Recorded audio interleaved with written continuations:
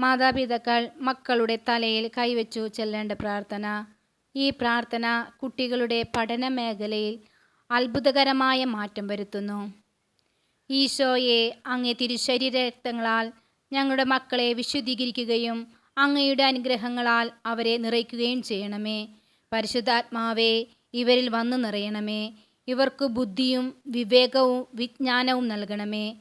മറ്റുള്ളവരെ സ്നേഹിക്കുവാനുള്ള മനസ്സും കഴിവും നൽകണമേ. ആരോഗ്യവും ആയുസ്സും നൽകണമേ. ദൈവസ്നേഹത്തിലും ദൈവഭക്തിയിലും ഇവരെ വളർത്തണമേ.